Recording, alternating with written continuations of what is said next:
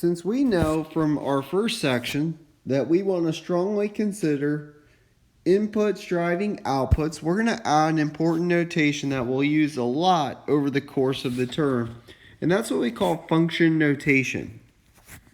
Function notation is helpful for showing us what we're inputting and what that is outputting. It's a good way to represent the relationship. So you often see this notation that y equals f of x, this is our f of x, equals some expression. Or sometimes you'll just see f of x equals that expression. Please note that f and x are interchangeable. Sometimes we'll use g, sometimes we'll use t, and so on. This is just the general layout. But typically what you'll see is f of, and in those parentheses, we're going to put in some input variable. And based off what that input variable is, we're going to generate an output. So if we consider y equals f of 5 equals 10. Y is the same thing as f of 5 is the same thing as 10. In this expression, our input is 5, the output is 10.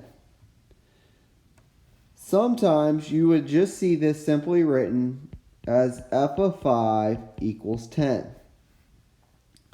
If you see something written in that way, we want to recognize this number is our input, this number is our output. So traditionally, we represent functions in 3 different ways. We use formulas, tables, and graphs. So let's discuss the formula version first. Here we have y equals f of x equals x squared plus 2x plus 1. Each one of these is actually representing that same function. The table is representing that formula, and the graph is the same graph of that actual function if you were to put it on an input and output axis. So if we want to find f of 5, notice we have f,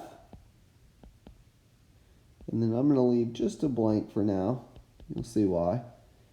F of x equals x squared plus 2x plus 1. I'm replacing x with negative 5. It's always a good idea for order of operations to put your input variable in parentheses.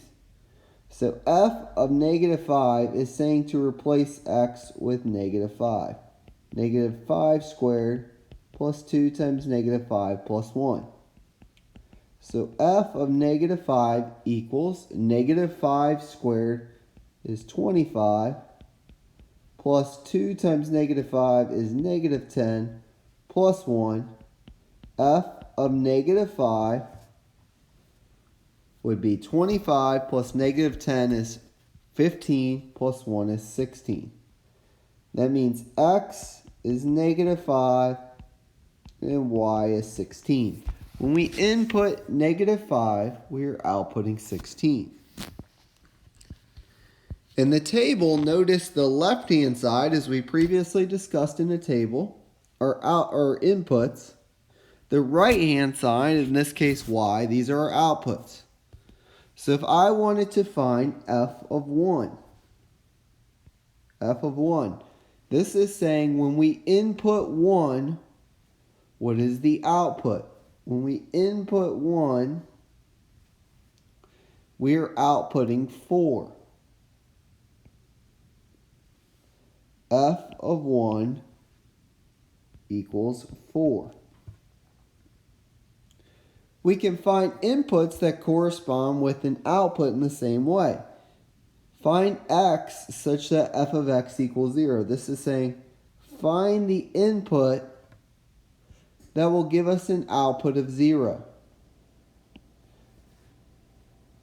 Here, when the output is 0, the input is -1. So x needs to be -1 to get an output level of 0. Recall previously when we talked about graphs, the horizontal axis are inputs, these are our x's. The vertical axis is representing our outputs, so our y's or our f of x's. If I want to find f of -2, this is saying what output level goes with an input level of -2. When we're at -2 on the input axis, our output is 1. F of -2 is 1.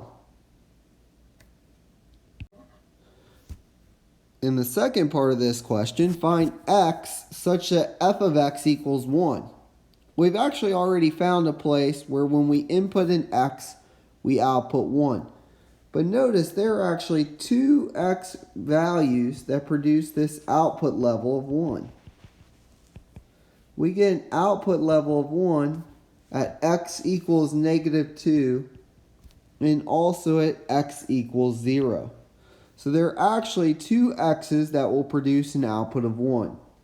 This would be at x equals -2 and at x equals 0.